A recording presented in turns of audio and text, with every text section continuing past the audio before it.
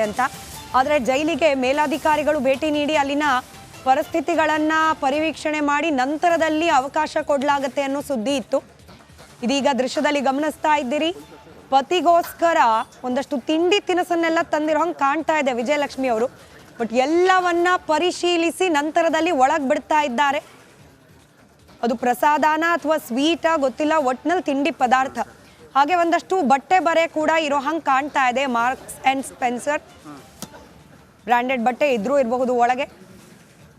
ವಿಜಯಲಕ್ಷ್ಮಿ ಅವರು ಇದೀಗ ಬಳ್ಳಾರಿ ಕೇಂದ್ರ ಕಾರಾಗೃಹಕ್ಕೆ ಬಂದಿದ್ದಾರೆ ದರ್ಶನ್ ಭೇಟಿಗಾಗಿ.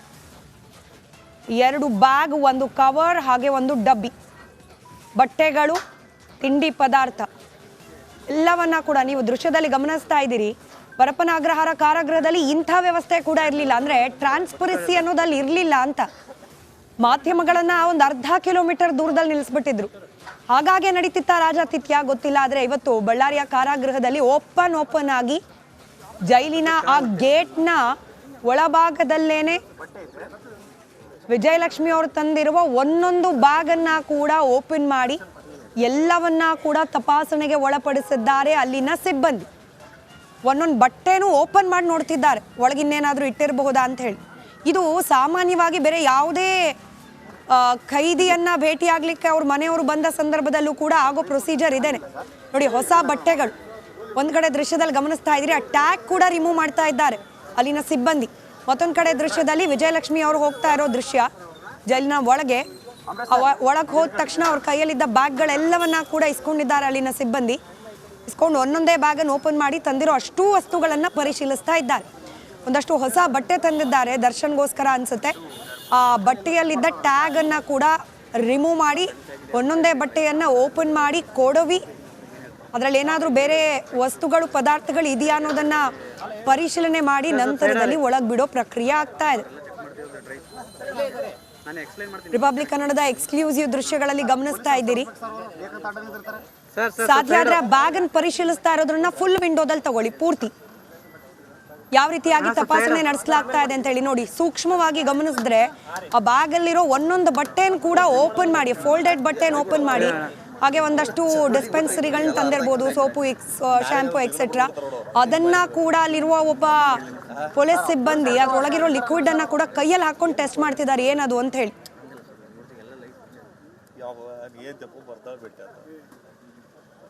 ಪರಪ್ಪನ ಅಗ್ರಹಾರ ಕಾರಾಗೃಹದಿಂದ ಬಳ್ಳಾರಿ ಜೈಲ್ಗೆ ಶಿಫ್ಟ್ ಆದ ನಂತರ ವಿಜಯಲಕ್ಷ್ಮಿ ಅವರು ಫಸ್ಟ್ ಟೈಮ್ ವಿಸಿಟ್.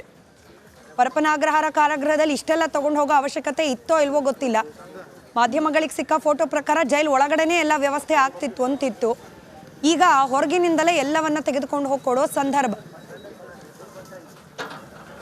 ಮತ್ತಷ್ಟು ಡೀಟೇಲ್ಸ್ ನಮ್ಮ ಪ್ರತಿನಿಧಿ ರೇಣುಕಾರಾಧ್ಯ ನೀಡ್ತಾ ಹೋಗ್ತಾರೆ. ರೇಣುಕಾರಾಧ್ಯ, ನಾನು ಹೇಳ್ತಾ ಇದ್ದೆ ನೋಡಿ, ಪರಪ್ಪನ ಅಗ್ರಹಾರದಲ್ಲಿ ಈ ರೀತಿಯಾದ ಸೀನ್ ಕಾಣೋಕೆ ಸಿಗ್ಲಿಲ್ಲ. ಅದೇನು ಅಧಿಕಾರಿಗಳು ಪರಿಶೀಲನೆ ಮಾಡ್ತಿರ್ಲಿಲ್ವಾ ಗೊತ್ತೂ ಆಗ್ತಿರ್ಲಿಲ್ಲ ಮಾಧ್ಯಮಗಳಿಗೆ.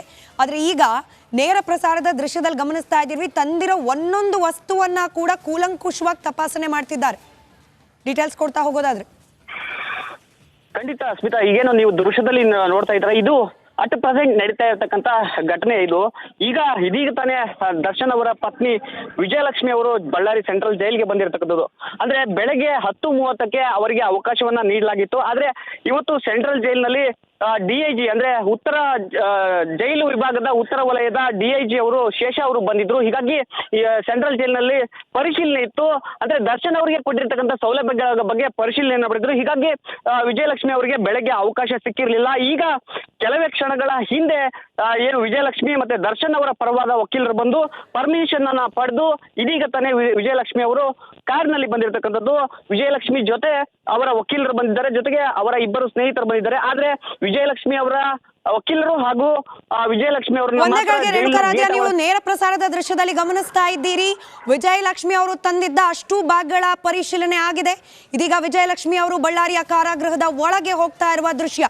2 ಕಪ್ಪು ಬಣ್ಣದ ಬ್ಯಾಗ್, ಮತ್ತೊಂದು ಪೇಪರ್ ಬ್ಯಾಗ್, ಅದರ ಜೊತೆಯಲ್ಲಿ ಒಂದು ಡಬ್ಬಿ. ಆ ಡಬ್ಬಿಯಲ್ಲಿ ತಿಂಡಿ ಪದಾರ್ಥ ಎಲ್ಲವನ್ನ ಕೂಡ ಒಂದೊಂದೇ ವಸ್ತುವನ್ನ ತೆಗೆದು ಪರಿಶೀಲನೆ ಮಾಡಿ ನಂತರದಲ್ಲಿ ಒಳಗೆ ಬಿಟ್ಟಿದ್ದಾರೆ ಅಧಿಕಾರಿಗಳು.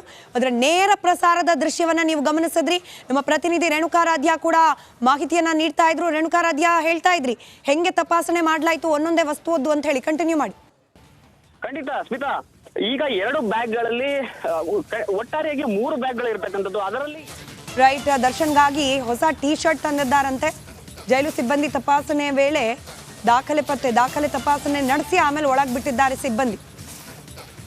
ನೀವು ಅದನ್ನ ದೃಶ್ಯದಲ್ಲೂ ಕೂಡ ಗಮನಿಸಿದ್ರಿ. ಆ ಟೀ ಶರ್ಟ್ ಹಾಕಿದ ಟ್ಯಾಗ್ ಕೂಡ ರಿಮೂವ್ ಆಗಿರಲಿಲ್ಲ. ಅದನ್ನ ಅಲ್ಲಿನ ಸಿಬ್ಬಂದಿನೇ ರಿಮೂವ್ ಮಾಡಿದ್ರು. ಹೊಸ ಟೀ ಶರ್ಟ್ಗಳನ್ನು ತಂದಿದ್ದಾರೆ. ಬ್ರ್ಯಾಂಡೆಡ್ ಟೀ ಶರ್ಟ್ ಇರ್ಬೋದು, ಹಾಕ್ಲಿಕ್ಕೆ ಅವಕಾಶ ಇಲ್ಲ ಅಂತಲ್ಲ. ಹಿಂಗೆ ತಪಾಸಣೆಗೆ ಒಳಪಟ್ಟ ನಂತರದಲ್ಲಿ ಹಾಕಿದ್ರೆ ಅದು ರೂಲ್ಸ್ ಫಾಲೋ ಮಾಡ್ದಂಗೆ. ಆದರೆ ಈ ವಿಲ್ಸನ್ ಗಾರ್ಡನ್ ನಾಗನ್ ಪಕ್ಕದಲ್ಲಿ ಕುತ್ಕೊಂಡೇನು ಬ್ರ್ಯಾಂಡೆಡ್ ಟೀ ಶರ್ಟ್ ಹಾಕೊಂಡು ಕೂತಿದ್ರು. ನಮಗೆ ಲಭ್ಯವಾಗಿರುವ ಮಾಹಿತಿ ಅದನ್ನು ವಿಲ್ಸನ್ ಗಾರ್ಡನ್ ನಾಗನೇ ತರಿಸಿದ್ದ ಅನ್ನೋದು. ಎನಿವೆ, ಈಗ ವಿಜಯಲಕ್ಷ್ಮಿ ಅವರು ತಂದಿದ್ದ ಅಷ್ಟು ವಸ್ತುಗಳನ್ನು ತಪಾಸಣೆ ನಡೆಸಿ ಒಳಗೆ ಬಿಟ್ಟಿದ್ದಾರೆ. ನಮ್ಮ ಪ್ರತಿನಿಧಿ ರೇಣುಕಾರಾಧ್ಯ ಮತ್ತೊಮ್ಮೆ ದೂರವಾಣಿ ಸಂಪರ್ಕದಲ್ಲಿ. ರೇಣುಕಾರಾಧ್ಯ, ಕಂಟಿನ್ಯೂ ಮಾಡಿ. ಸ್ಮಿತಾ, ನೀವು ಸ್ಪಷ್ಟವಾಗಿ ಅಲ್ಲಿ ನೋಡಬಹುದು. ಈಗ ವಿಜಯಲಕ್ಷ್ಮಿ ಅವರು ಒಳಗಡೆ ಹೋಗ್ತಾ ಇದ್ದಾರೆ. ಅವರ ಕೈನಲ್ಲಿ ಏನು 2 ಬ್ಯಾಗ್ಗಳಿವೆ, ಇನ್ನೊಂದು ಕಡೆಗೆ ಕವರ್ ಇರತಕ್ಕಂಥದ್ದು. ಅಂದ್ರೆ 2 ಬ್ಯಾಗ್ಗಳಲ್ಲಿ ದರ್ಶನ್ ಅವರಿಗೆ ಬೇಕಾದ ಬಟ್ಟೆಗಳು ಮತ್ತೆ ಇತರ ಸಾಮಗ್ರಿಗಳನ್ನ ತಂದಿದ್ದಾರೆ. ಇನ್ನೊಂದು ಬ್ಯಾಗ್ ನಲ್ಲಿ ಇದೀಗ ಜೈಲಿನ ಸಿಬ್ಬಂದಿ ಪರಿಶೀಲನೆ ಮಾಡಿದಾಗ ಗೊತ್ತಾಗುತ್ತೆ. ಅದರಲ್ಲಿ ಕೆಲವೊಂದಿಷ್ಟು ತಿಂಡಿಗಳನ್ನ ತಂದಿದ್ದಾರೆ. ಅದು ಪ್ರಮುಖವಾಗಿ ಡ್ರೈ ಫ್ರೂಟ್ಸ್ ಗಳನ್ನ, ಅಂದ್ರೆ ಖರ್ಜೂರ ಆಗಿರ್ಬೋದು, ಗೋಡಂಬಿ, ದ್ರಾಕ್ಷಿ, ಇವೆಲ್ಲವೂ ಕೂಡ ನಮಗೆ ಸ್ಪಷ್ಟವಾಗಿ ಹತ್ತಿರದಿಂದ ಕಾಣ್ತಾ ಇರ್ತಕ್ಕಂಥದ್ದು. ಯಾಕಂದ್ರೆ ಬಳ್ಳಾರಿ ಜೈಲಿನ ಮುಂಭಾಗದಲ್ಲಿ ಸಂಪೂರ್ಣವಾಗಿ ಗೇಟ್ ಅನ್ನ ಕ್ಲೋಸ್ ಮಾಡಿದ್ರು ಕೂಡ ಅದರಲ್ಲಿ ಒಂದು ಸಣ್ಣ ಸಣ್ಣ ಭಾಗಗಳು ಓಪನ್ ಆಗಿವೆ. ಅದರಲ್ಲಿ ನಮ್ಮ ಕ್ಯಾಮ್ರಾಕ್ಕೆ ಸಂಪೂರ್ಣವಾಗಿ ಯಾವ ರೀತಿಯಾಗಿ ತಪಾಸಣೆ ಮಾಡಿದ್ರು ಅನ್ನುವ ದೃಶ್ಯಗಳು ಸಂಪೂರ್ಣವಾಗಿ ಲಭ್ಯವಾಗಿರ್ತಕ್ಕಂಥದ್ದು. ಇದೀಗ ತಾನೇ ಜೈಲಿನ ಒಳಗಡೆ ದರ್ಶನ್ ಅವರ ಪತ್ನಿ ಹೋಗಿದ್ದಾರೆ. ಈಗೇನು ದರ್ಶನ್ ಅವರ ಪತ್ನಿ ಜೈಲಿನ ಒಳಭಾಗಕ್ಕೆ ಹೋದ್ರು, ಆ ಭಾಗದಲ್ಲಿ ದರ್ಶನ್ ಅವರಿಲ್ಲ. ಆದ್ರೆ ಅಲ್ಲಿ ಹೋಗಿ ಎಂಟ್ರಿಯನ್ನ ಮಾಡ್ತಾರೆ. ಎಂಟ್ರಿ ಮಾಡಿದ ಬಳಿಕ ನೇರವಾಗಿ, ಅಂದ್ರೆ ಮತ್ತೆ ಹೊರಗಡೆ ಬರ್ತಾರೆ. ಅಲ್ಲಿಂದ ನೇರವಾಗಿ ಹೈ ಸೆಕ್ಯೂರಿಟಿ ಸೆಲ್ ಅಂತ ತೆರಳ್ತಾರೆ. ಹೈ ಸೆಕ್ಯೂರಿಟಿ ಸೆಲ್ ನಲ್ಲಿ ದರ್ಶನ್ ಇದ್ದಾರೆ. ಅವರನ್ನ ಬೇರೆ ಕೊಠಡಿಗೆ ಕರೆಸಿ ಅಲ್ಲಿ ಮೀಟ್ ಮಾಡಿಸ್ತಾರ ಅಥವಾ ನೇರವಾಗಿ ಹೈ ಸೆಕ್ಯೂರಿಟಿ ಸೆಲ್ ನಲ್ಲೇ ಮೀಟ್ ಮಾಡ್ತಾರ ಅನ್ನೋದು ಇದೀಗ ಕುತೂಹಲ ಆಗಿರ್ತಕ್ಕಂಥದ್ದು. ಕನಿಷ್ಠ ಅಂದ್ರೂ 1 ತಾಸು ಅವರಿಗೆ ಮಾತನಾಡೋದಕ್ಕೆ ಅವಕಾಶವನ್ನ ಮಾಡಿಕೊಡಬಹುದು ಅಂತ ಹೇಳಲಾಗ್ತಾ ಇರ್ತಕ್ಕಂಥದ್ದು. ಇನ್ನೊಂದು ಕಡೆಗೆ ದರ್ಶನ್ ಅವರ ವಕೀಲರು ಕೂಡ ಅವರ ಜೊತೆ ಬಂದಿರತಕ್ಕಂಥ ಹಿನ್ನೆಲೆಯಲ್ಲಿ ಸೋಮವಾರ ಏನು ಚಾರ್ಜ್ ಶೀಟ್ ಸಲ್ಲಿಕೆ ಆಗುತ್ತೆ, ಆ ಒಂದು ಹಿನ್ನೆಲೆಯಲ್ಲಿ ಆ ಒಂದು ಪ್ರಕರಣಕ್ಕೆ ಸಂಬಂಧಪಟ್ಟಂತೆ ಹೆಚ್ಚಿನ ಮಾಹಿತಿ ಪಡೆದು ಆ ಬಳಿಕ ಬೇಲ್ಗೆ ಅಪ್ಲಿಕೇಶನ್ ಹಾಕುವ ಸಾಧ್ಯತೆ ಇರತಕ್ಕಂಥದ್ದು. ಸ್ಮಿತಾ, ರೈಟ್, ಧನ್ಯವಾದ ರೇಣುಕಾರಾಧ್ಯ ಮಾಹಿತಿಗಾಗಿ.